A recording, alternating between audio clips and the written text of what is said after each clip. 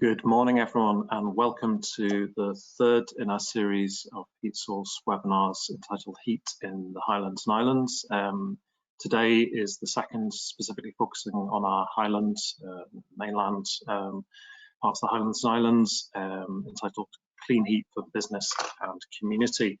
I'm delighted that we've got a number of speakers going to be joining us seamlessly after me. We'll just move from one to the next. I'm Tom Warren, excuse me. I work for Built Environment Smarter Transformation. I'm going to give you a quick overview of heat source, and then we'll hear from Keith Masson, Highlands and Islands Enterprise, followed by Pilar Rodriguez, Energy Savings Trust, then Kenny Cameron, Connected Response, and lastly Callum Cruden from RI Cruden. And then that'll be followed by a Q&A, so please do post your questions in the chat function, and we'll come to those towards the end of the session. So heat source, as a recap, for those who've been on previous webinars with us, or if you're new, is a programme supporting clean heat in Scotland. Best are delivering it in partnership with all three enterprise agencies in Scotland, who are the funders, so Scottish Enterprise, Highlands and Islands Enterprise, and South of Scotland Enterprise. Heat Source is a collaborative knowledge hub here to support the supply chain based in Scotland. Importantly, it's technology agnostic, so we'll hear today from a number of different about a number of different types of clean heat technologies and providers. There's lots more information on our website, so do visit that for a kind of full overview. Today's webinar is one of a series of events that we have been delivering and have planned coming up. So dissemination of best practice industry news is a key part of the activities of Heat Source. We have a monthly newsletter, and as I say, the website as a further source of information.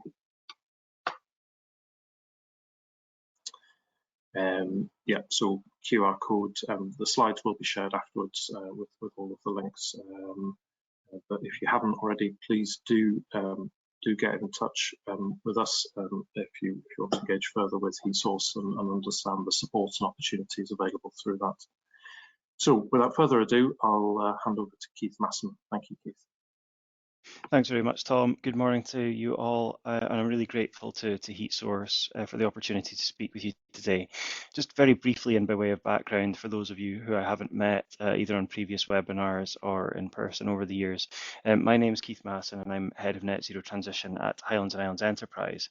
And as many of you will know, Highlands and Islands Enterprise, or HIE, is the economic development agency for the north of Scotland and for all of its islands. So our area covers everywhere from Shetland in the north down through Orkney and into Highland, with Moray to the east, Argyll and Bute to the south, and Inchigal, Arran and the Cumbrae to the west. And we're funded by the Scottish Government really to provide help and support to the businesses and communities of our areas, through our area teams predominantly, really to help them all grow, to thrive and to be resilient. And as you'll all be well aware, every area, every town, every village of Scotland has its own unique opportunities and challenges. So I suppose we as HIE are here to help try and maximise those opportunities and to reduce the number of challenges. In terms of my role at HIE, it's really pretty easy. From an operational perspective, I act as a lead to put HIE on a credible pathway to net zero across all of our emission sources. So from decarbonising our buildings through how our staff travel to deliver our services, through to how we procure. But most excitingly, I think, working through our area teams, I try and support the businesses and communities of the Highlands and Islands to get on board with and benefit from the transition to net zero. So I'm just here today to set the scene for today's webinar, which is going to focus on how we can use data to deliver more clean heat across the mainland of Highland. And before we hear from our panel of industry experts, and just for context, back in 2023, HIE recognised that there was a clear need to develop a more robust assessment of our regional greenhouse gas emissions, both to progress and inform our own strategic direction in terms of net zero, but also to ensure that our work with partners was more targeted and really to focus on the clear areas of need around emissions reduction.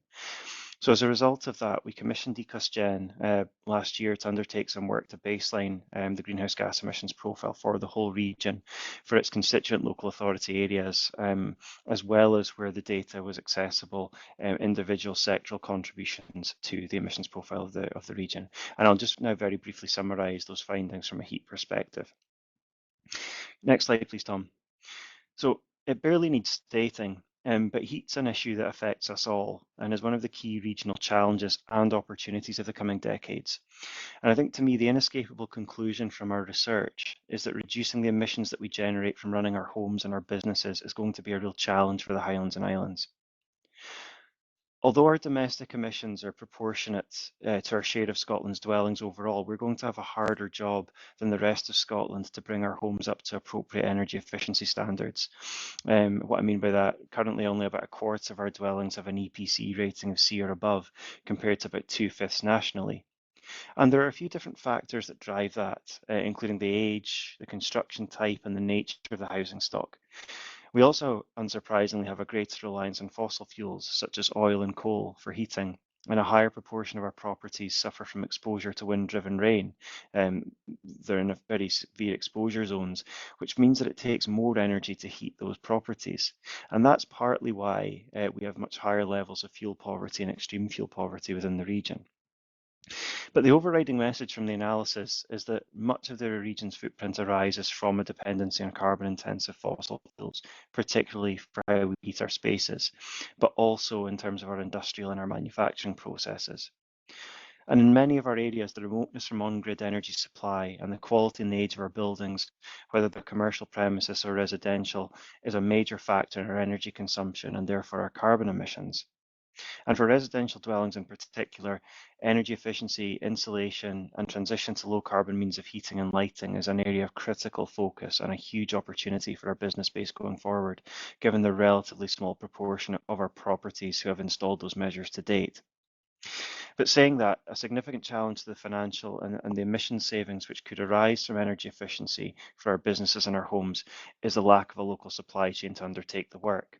And that's already impacting our ability to reduce energy use and greenhouse gas emissions in the region, as well as our householders and businesses' ability to benefit from national fundings, such as that offered by Home Energy Scotland and Business Energy Scotland. But in a more positive vein, this is a largely untapped opportunity. To me, the analysis that we've undertaken, coupled with aggregated up household data at a place-based level, really starts to paint a strong picture of the opportunity around clean heat and retrofit. And we really need to provide confidence to current installers and potential new entrants to the market that there's a really credible and untapped pipeline of work just waiting to be realised. Yeah, next slide, please, Tom. Very quickly, it'll come as no surprise to those of you on the call that we've got a very high proportion of older dwellings in the region. About 21% of our dwellings are pre-1919 compared to 18% nationally. And just in terms of some other stats, some of the properties in our area are more likely to have solid walls, about 31%, and solid floors at 22% than dwellings across Scotland overall, at 26% and 17% respectively. And the combination of a high proportion of older dwellings with solid walls and floors that are less likely to have wall insulation results in a housing stock that is energy efficient or less energy efficient than the housing stock of Scotland as a whole. And additionally, those dwellings might be less suited to current retrofitting processes, or at the very least require more expensive interventions. Next slide, please, Tom. Last one from me, you'll be pleased to hear before we hand over to our wider panel. But this slide shows the main fuel type by sub-region in the Highlands and Islands. And what it's really telling us is that the high reliance of carbon or high carbon fuel sources like heating oil and solid fuels really presents an acute issue in terms of domestic carbon emissions, particularly given the high proportion of dwellings in island, remote, rural and accessible rural areas that rely on such fuel as their main fuel type.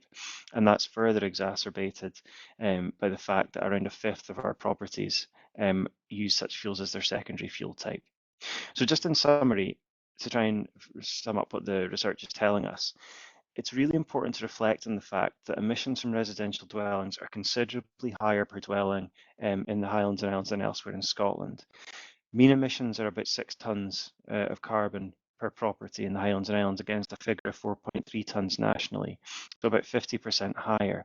And as highlighted by this in the previous slide, the age, the nature and the condition of our housing stock, as well as differences in main fuel type and heating systems, is making a significant contribution to the higher residential emission rates in the region. And that's compounded by the proportion of dwellings in more rural and island locations, and the very severe exposure zones that many of those are located in. So just finally, and I hope many of you will agree, net zero is not going to happen if we continue on the current trajectory of attempting to address it as individual organisations, businesses or householders.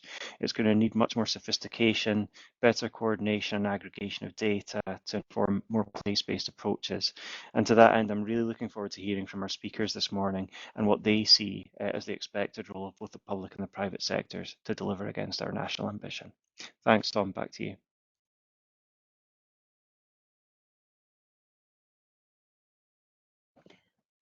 Hello, good morning all. Thanks, Keith, and thank you to Tom, HeatSource, and Keith, Highlands and Islands, to have me here today. I work for Energy Saving Trust. We are an independent organization working towards addressing the climate emergency. I manage a program called the Green Heat Installer Engagement Program, which is funded by the Scottish Government to support businesses working in the clean heat supply chain, with focus on those businesses during the actual installations.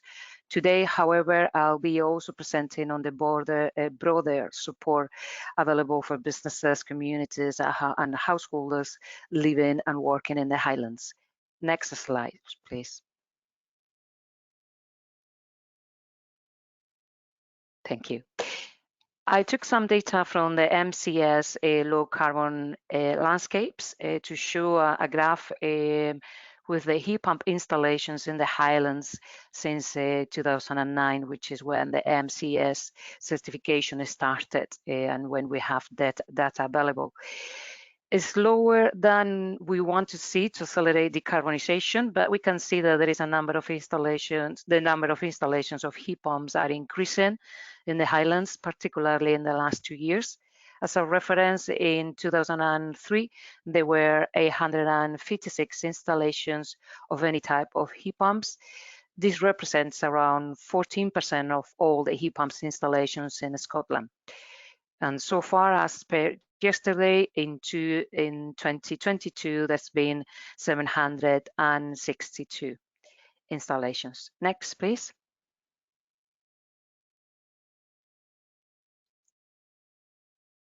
Since next slide. Yeah, thank you. Since 2019, there has been 6,800 MCS certified installations of heat pumps in mainland Highlands, which represents 5.81% of the households having a heat pump.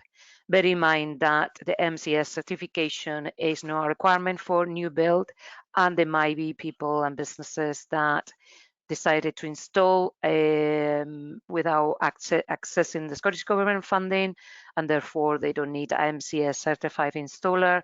So the number of heat pumps in the Highlands will be higher than the 6,800 that I just mentioned. Also, just as a note of interest, there are currently 19 MCS certified heat pump installers in the Highlands. Next, please.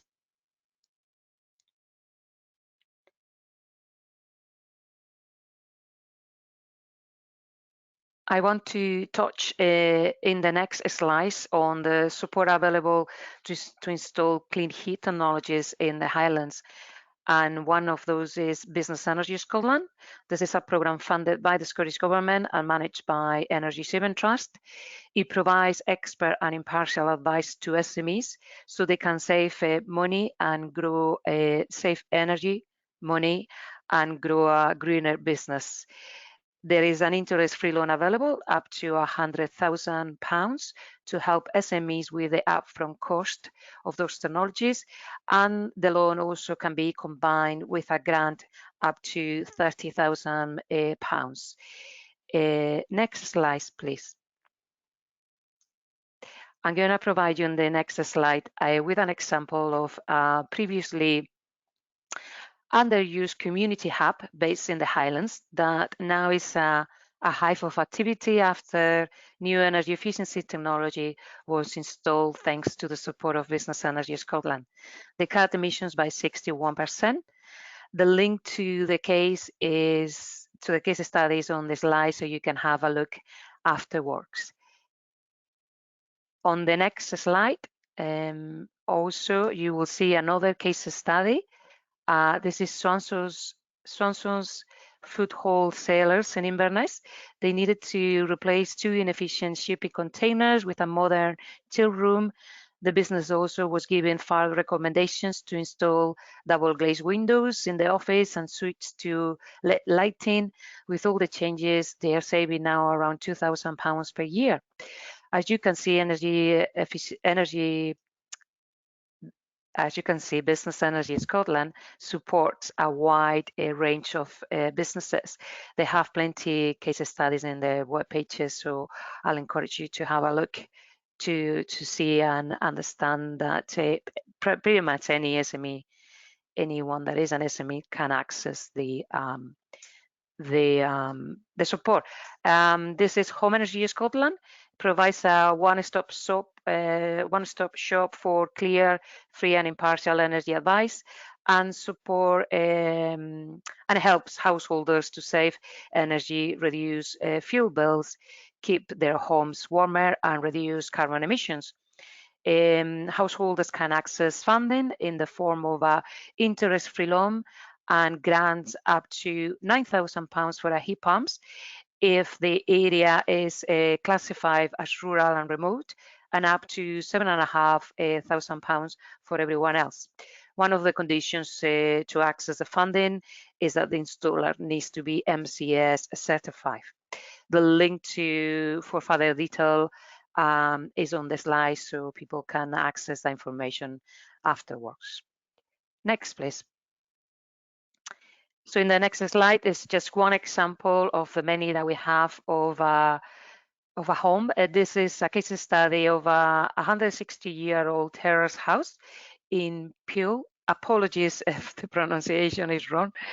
On the northwest coast, the owner was interested in renewable technologies and energy efficiency for many years before starting his sustainability journey. And thanks to the support of Home Energy Scotland, he installed solar photovoltaic panels and a storage battery to keep his electricity costs down. And when his oil boiler failed, he took the opportunity to move away from fossil fuels and install an air source heat pumps. Again, there are plenty cases. In the next slide, you will see the networks that we have with a database of case studies. Those are the Green Home Network, and that is for householders, and the Green Network for businesses, that is for showcasing businesses. And there are many of those in the Highlands. Please do take a look on your own time to see more examples of what is possible to achieve. And these networks are a great platform for installers to promote their customer installations on energy efficiency and renewable technologies. So if there are any installers in the audience, do please get in touch with us. And if you have any customers, we can showcase them in these platforms. On the next slide, we have Local Energy Scotland. This is also a program funded by the Scottish Government and managed by Energy Saving Trust. Local Energy Scotland managed CARES, that's the Scottish Government's Community and Renewable Energy Scheme. CARE supports a wide range of projects, including installing renewable technologies in community buildings, community benefits, and share ownership. So I recommend, if there are any community groups on the audience, to have a look. On the next slide, this is an example of what is possible through the support of Local Energy Scotland. This is one of the case studies they did on the Loch Ness Hub. They installed a 5.2 kilowatt solar photovoltaic system and a 7 kilowatt air source heat pump. The location, and I'm not sure if I should dare to try to pronounce this, Drunodrocket. Apologies. That's in Invershire. And the CARES funding was 50,626 of capital grant. That was back into 2021. But as I mentioned, there are plenty of other cases. Next slide, please. So obviously, to do all those installations, we do need to have a strong local supply chain in the Highlands that can deliver on those installations. As I mentioned at the start, I manage the Green Heating Installer Engagement Program, which is funded by the Scottish Government to support installers. And we have developed a toolkit to support heating engineers to transition into heat pumps. It provides the journey they need to follow to upskill and achieve MCS certification, and gives also supports to go through the MCS certification process. So anyone that is interested, the link is there. It's a free toolkit, and please do spread the word. We also have developed the same idea for the energy efficiency sector as well, the insulation toolkit. And on the next slide, please. We knew that one of the challenges is to provide training and take training to the most rural and remote areas of Scotland. So that's why we developed the Mobile Heat Pump Training Centre. This is an assessment centre where heating engineers can get training, certified training. It's BPEC training, so it's training that MCS is MCS approved, so they can get trained and assessed there. We are working with local colleges like Inverness College to ensure that they could deliver the training in more rural and remote areas if the installers can go to Inverness to have the training. The details on this project are there as well on the slide, so you can go at your own time to have a look. And the next slide, please. I'm talking another challenge, as well as lack of provision of training in rural areas, is funding for certification. MCS certification has a cost to the installer, and for the last few years, we got funding from the Scottish Government to provide a grant to installers to accredit, certify, obtain MCS certification on heat pumps. Next one, please.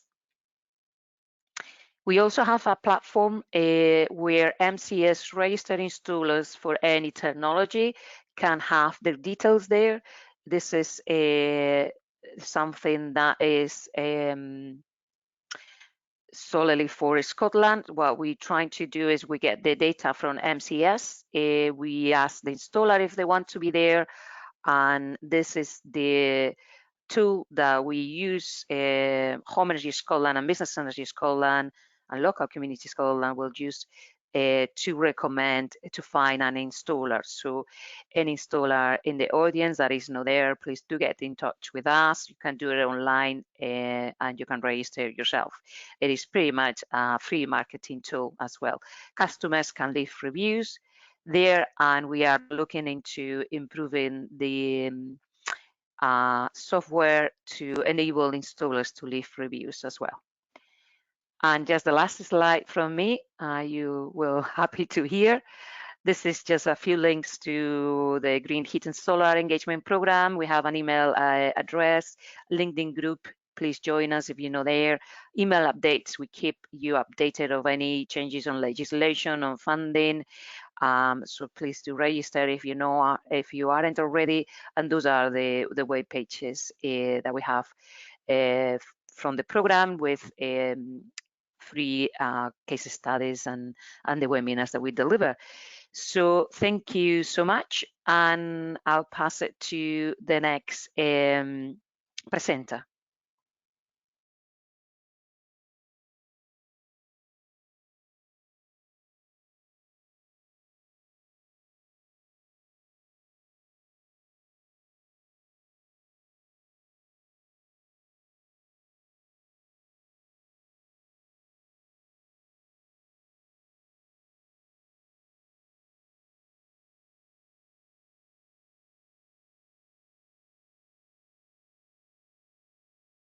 And storage heating and hot water has been around for 40 years, but not enough has been done for people with existing heating systems. So can you go back one slide, please? Okay, so the origins of our business is we were formed from a much larger Scottish company who developed technology. Connected Response was set up to optimise that and improve heating and reduce bills for households who already have storage heating, of which there are 1.5 million in Great Britain and about 240,000 in Scotland.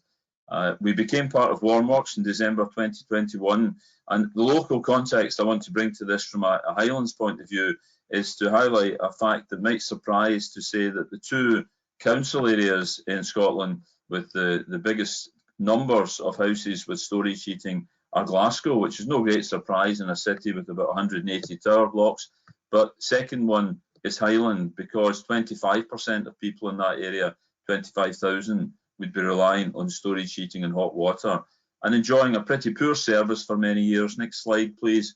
Because the problem that storage heating has had for the last 40 years is it was never designed to give people good heating. That might be surprising, but it was designed for the network owner, or the hydro as it was then, to dump electricity at night that it had no other requirement for.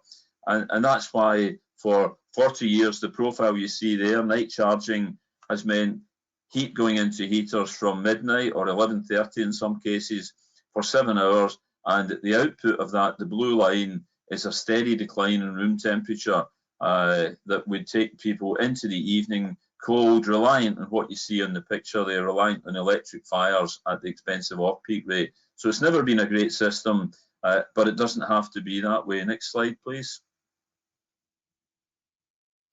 What our company have developed over many years is a way of dynamically talking to houses that have heating and hot water systems and charging them at different times, at better times, and charging them according to weather on a particular day, rather than indiscriminate charging all night, every night. On the right is the smart controller that goes on the meter board. On the left is a temperature and humidity sensor that gives us feedback. Next slide, please. If we're doing this in tower blocks of the type you see in the picture, or it could be sheltered housing blocks, we're doing quite a lot of sheltered housing now, a block with maybe 20 or 30 people in it. We put in the middle of the building, you can see the text in the middle of the building, a communications gateway that allows all the devices in each flat to talk to the gateway, and that gateway in turn talks to our cloud-based server, so that we're able to say what's tomorrow's weather going to be, how much charge do people need tonight. We do that looking at the bottom left there, using a variety of communications technologies, because not every technology works in every area. It depends on the building, depends on the local geography. And in the bottom right, what we're doing is saying, when do people want to be warm? What is their current room temperature? And most importantly, what's tomorrow's weather forecast saying? The two final bullet points in the bottom right are indications of some of the other things that are possible and have been done. One is to track local renewables and align the charging with renewable energy locally, or with national curtailed wind, for example.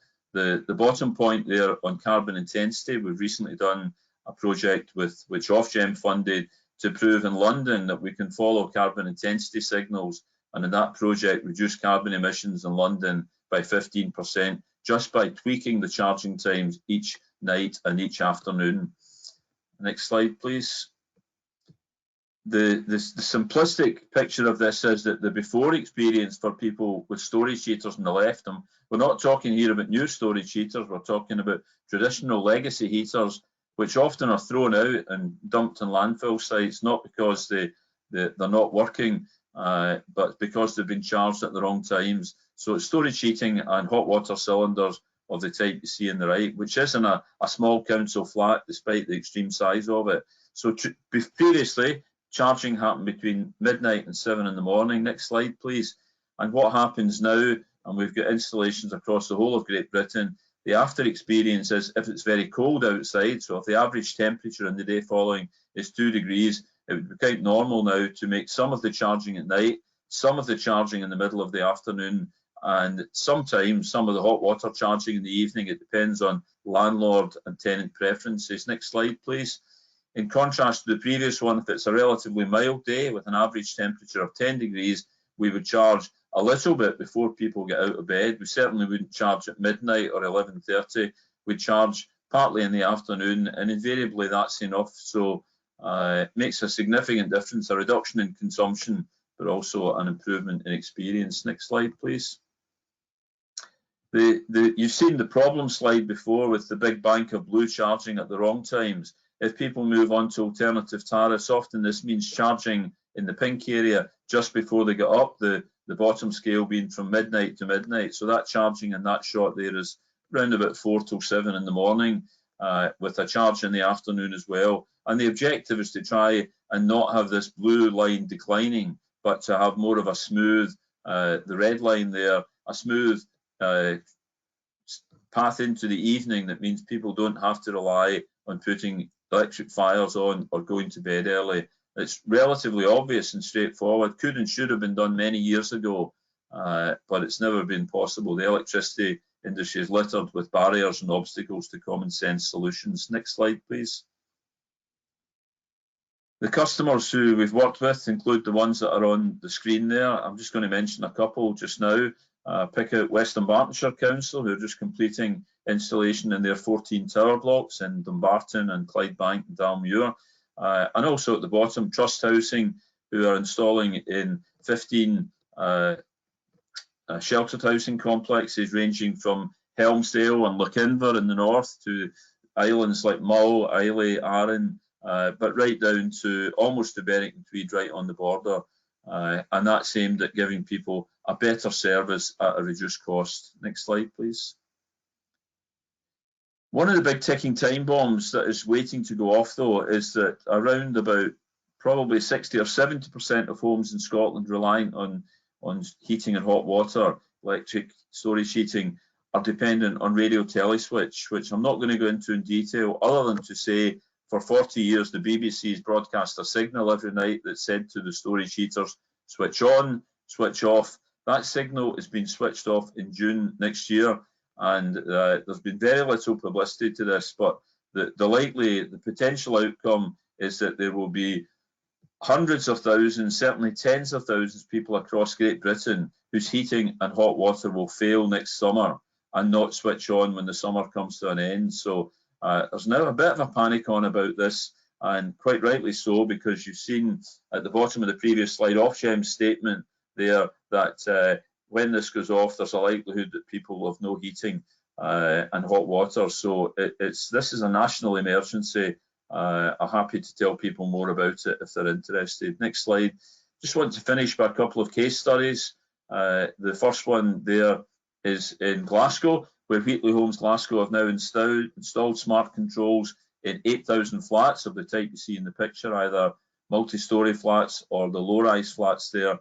And that means that every night, instead of people in the previous year, heaters coming on at 11:30 at night, the heaters often don't start charging till 4 in the morning, half 4 in the morning. So significant reduction in consumption, improvement in experience, because 3,000 of those tenants have already moved to an afternoon charging tariff reintroduced by Scottish Power.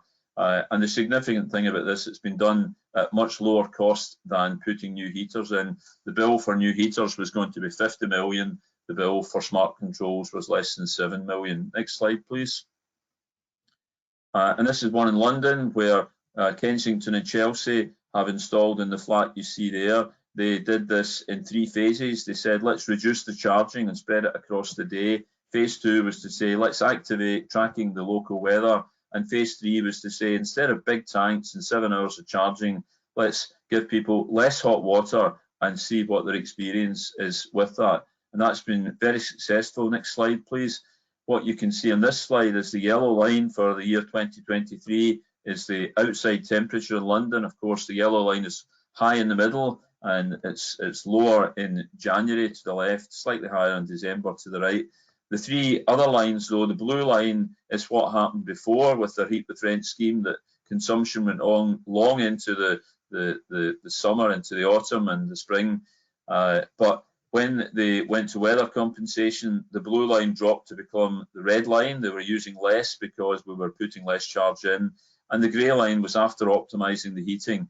And the key stats to hold on to there was that just tracking the weather reduced consumption by 24%. but optimising the hot water reduced by a further 11%. So immediately they were a massive saving, and people have been more comfortable. Perversely, in some cases, they've been more comfortable because they haven't been as warm, because charging through the night brought indiscriminate charging and indiscriminate heat. So it's not always about making people warmer, it's about making them more comfortable in their own homes. Last slide, please. I want to finish by trying to answer my own question, which is to say that policymakers and energy suppliers haven't been doing enough for the people who should be in the vanguard of the drive to net zero, people already with electric heating, who are invariably fuel poor. And the things that haven't been done is tariff development has been extremely slow. There's not been the ability for people to access surplus wind or solar because of restrictive circuits on the metering. They've not been able to take part in demand flexibility trials. They're not protected from the time bomb of radio teleswitch. And the last comment there is really to say that so much of the new initiatives are for middle class early adopters. A lot of the tariff development has been for EVs, heat pumps, batteries, solar, and we need to do more for people who are in that core who already have electric heating. And that's it for me.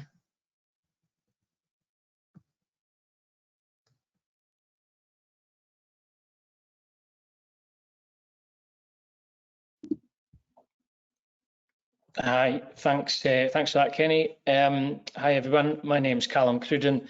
I'm a director at Arran Cumbrae, and we are a renewable energy contractor based in Inverness and cover the whole of the Highland region. We're established in 2005 and we've been specialising in clean heat since 2010. Looking at Peeler's earlier slides there about the percentage of heat pump installations in the Highlands, I would think that we're probably quite a high percentage of that since 2019. We also have a mechanical and electrical division for installing and maintaining commercial buildings across the north of Scotland.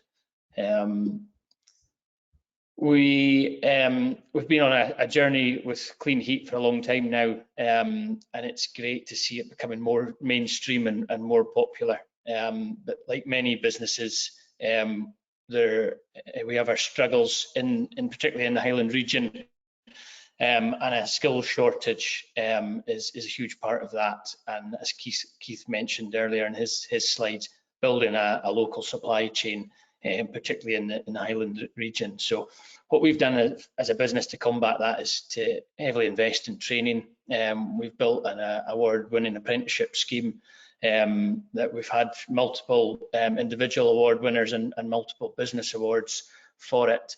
And as a former apprentice myself, it's something I'm extremely proud of. One of the most enjoyable parts of my job, and giving opportunities to young people in the Highland area to train them in an exciting industry with lots of potential. We've just recently completed a low carbon training centre upgrade with UHI Inverness. They've installed 6 brand new heat pumps in a classroom to provide state-of-the-art training right here in the Highlands, particularly advantageous to us because before we were having to send engineers to the Central Belt to get appropriate training. I must say that was before Peeler's mobile training centre was available. So it's great to have that training facility here in Inverness and in the Highlands. In 2019, we took the decision to stop servicing fossil fuels completely and focus purely on renewables. There's a number of reasons for that, but one main driver was we felt we couldn't train apprentices in a technology that was getting phased out in their lifetime. We've just opened a renewable innovation centre in the Longman in Inverness, and we want to practice what we preach to our customers. We've taken on a 1960s industrial unit and are taking it on a journey to become net zero and EPC A rated.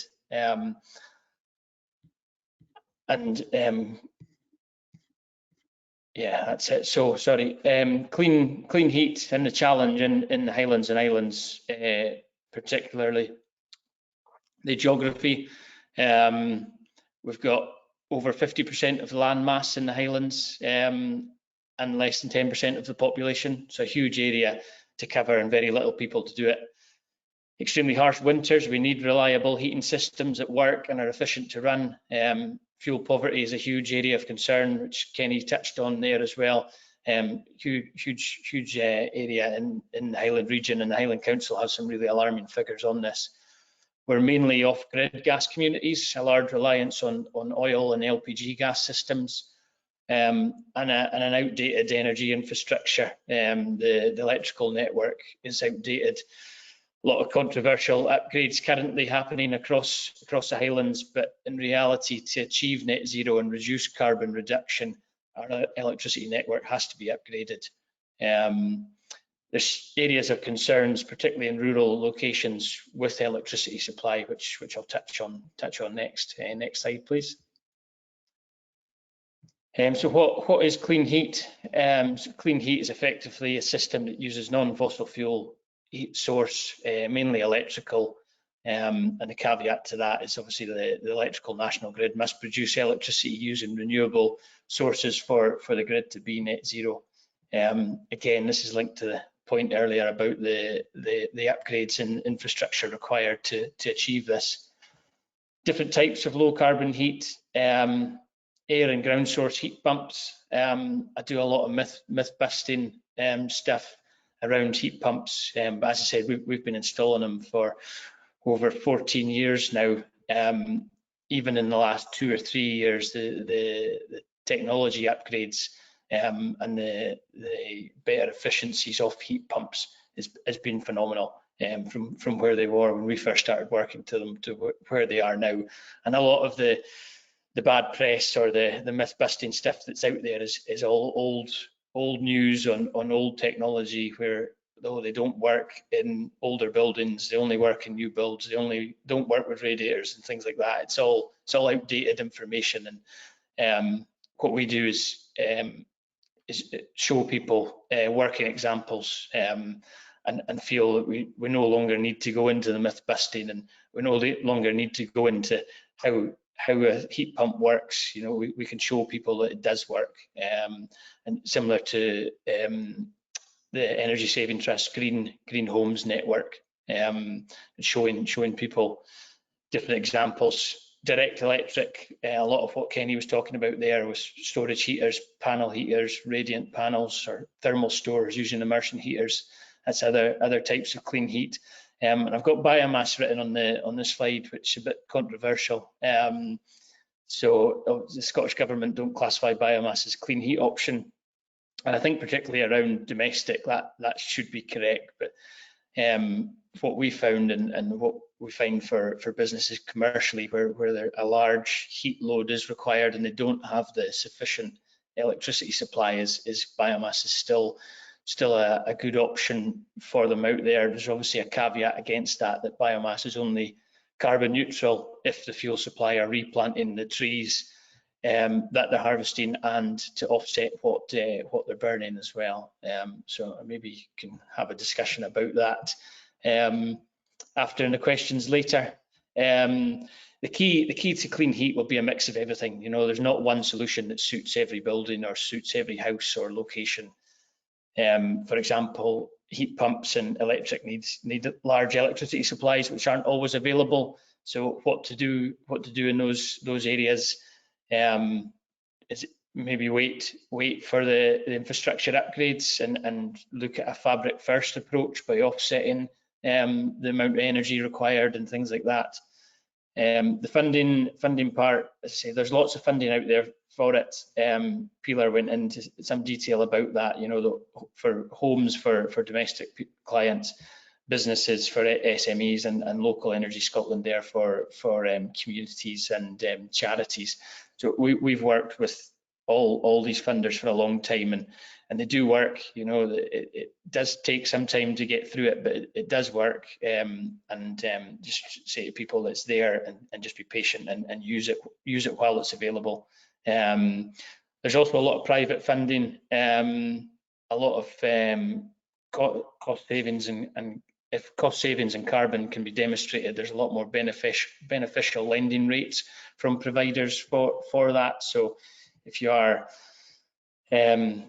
larger business that doesn't classify as an SME and things like that, or can't get the energy funding for whatever reason, there are other options out there.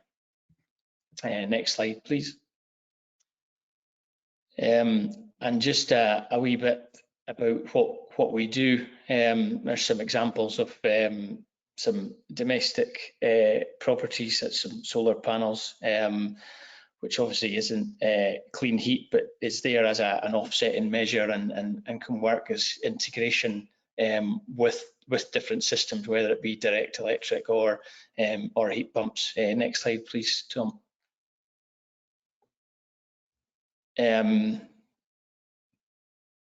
What we're a one-stop shop for businesses or individuals looking to start their net zero journey. Whether you started already and have a plan in place or haven't even considered it yet, we can guide you through the design for the most appropriate solution. As I say, we offer a one-stop shop approach where we can help with the initial carbon assessment through to a plan, and then also rolling out a project and installing and maintaining that.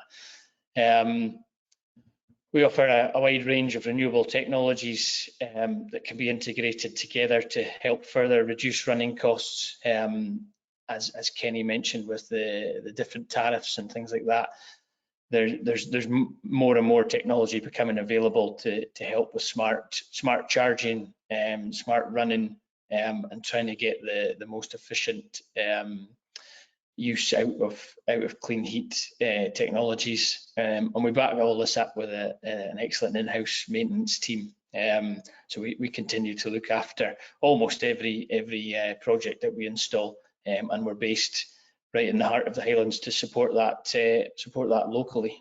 And that's all from me, guys.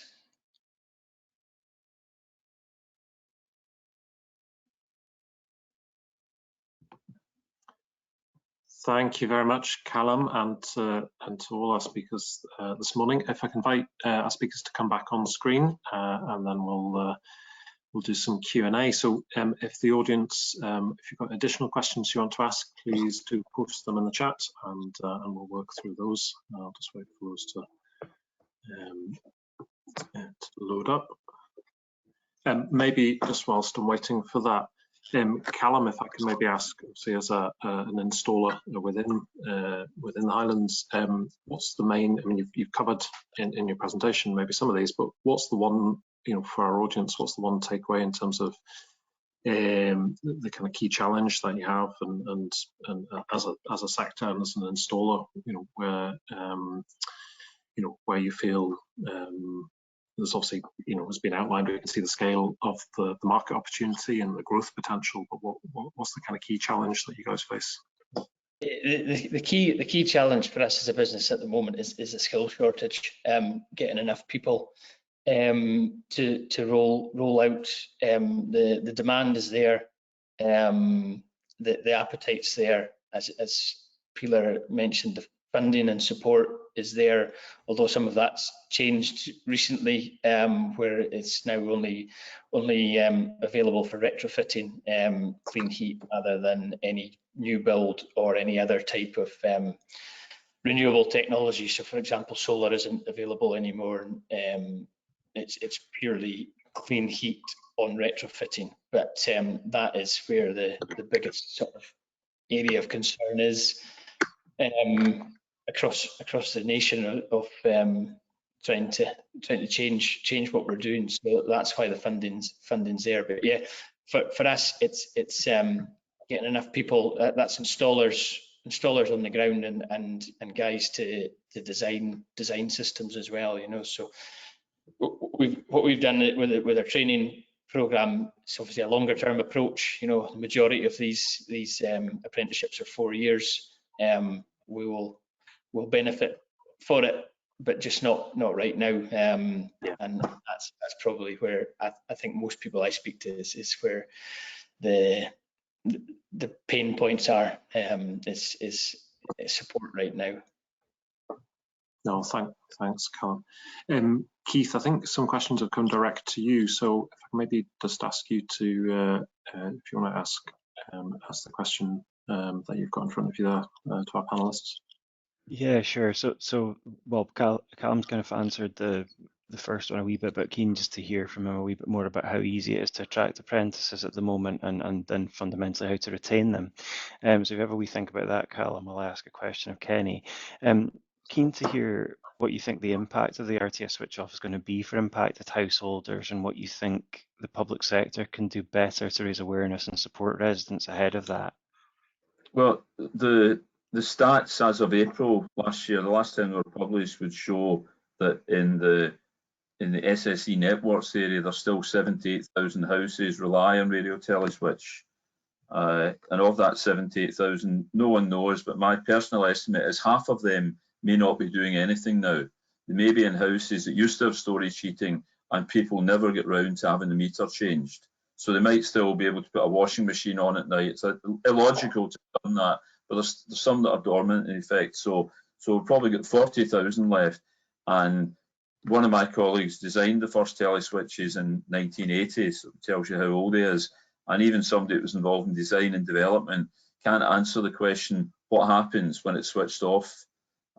Because there were different manufacturers making them at different periods of time.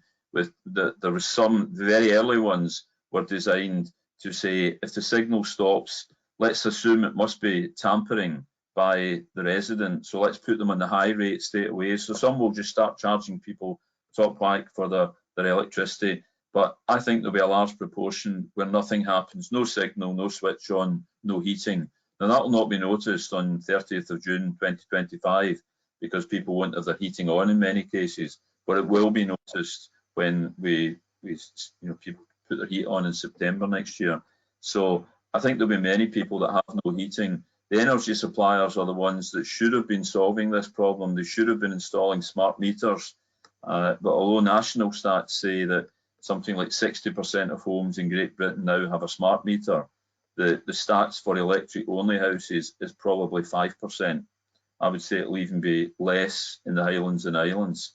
And some of that is to do with signal problems, like the inability to communicate to the houses. So it's going to be a bit of a mess, in my opinion, next year.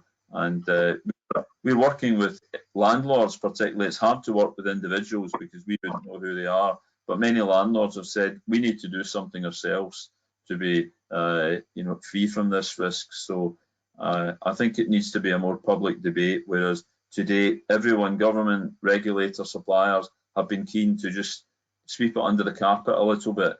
And tenants, residents have been written to saying you will need to get a smart meter fitted. But if people have an aversion to the idea of a smart meter, they don't quite realise the consequences if they have electric heating in being stuck with the old equipment. So we've written a long report on it, which I can share with you, and a short version that's been published next week to try and answer some of those questions. But it's surprisingly quiet in terms of public awareness. The Daily Mail sometimes carries an article about what's going on, but that's about it. Thanks, Kenny. That was one of the you covered one of the things I was wondering in terms of where the responsibility lies. Pilar, do you want to come in on that or another point?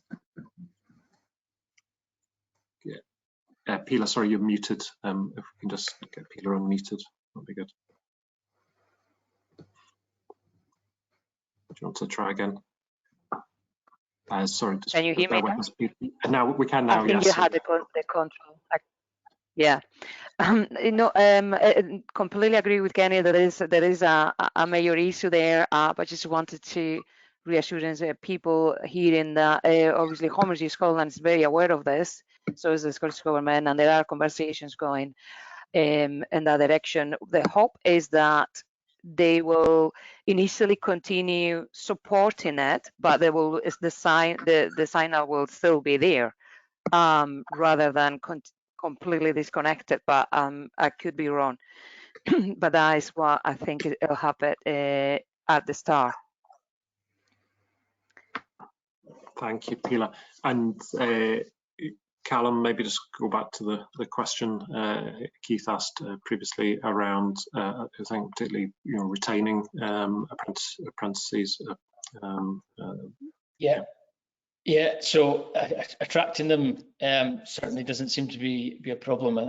I spoke at the Green Renewable Energy Conference in Inverness earlier in the year, and we just closed our apprentice programme this year, earlier this year, and we had over 150 applicants for 7 roles. So the appetite is there. We do a lot to promote that. We do a lot of work with the development young workforce and things like that within Inverness and the kind of outer areas within schools and things. But yeah, so over 150 applicants for seven positions, and the retention rate, I mean, we've been extremely lucky. So up to now, it's over 90% retention rate for our apprentices. Obviously, the more numbers you do, it would be unwise to think that's not going to drop off at some stage. But we'd like to hope that we can try and keep them as much as possible. Because as I mentioned earlier, it generally is one of the best parts about my job is seeing these guys coming in, and they're not always young people, but the majority of them are young people out of school, and seeing where they're at on day one to where they are fully qualified 4 years later. You know, the transformation in them is fantastic. And as I say, a lot of our apprentices have stayed with us. You know, our very first apprentice as a business is now a manager with us. Got lots of them developed into supervisor roles and things like that. So yeah, there's real opportunity and a real appetite in the region for apprenticeships. That's great. So just seeing, I think we've covered all the questions that have come up on my screen here. I don't know, in the last few minutes, if any of the panelists want to add anything, reflecting on hearing each other speak, just to give you that opportunity. Sorry, I just would like to, Callum has mentioned about change on the funding, and some people on the audience will know that in June, the Home Energy Scotland Grant and Loan stopped funding a PV, which was only fun as an integrated system PV with heat pump and batteries. But yes, the PV and the battery had a grant and an interest-free loan element that is not there anymore, because the focus on the Scottish Government is on decarbonising the heat, so to allow for more of the budget to go into heat pumps or their clean heat technologies. But I wanted to give our students that the funding is one thing, but the advice provided and the support provided by Home Energy Scotland is something different, in the sense that we still advise on PV, batteries, you know, that is still there. So any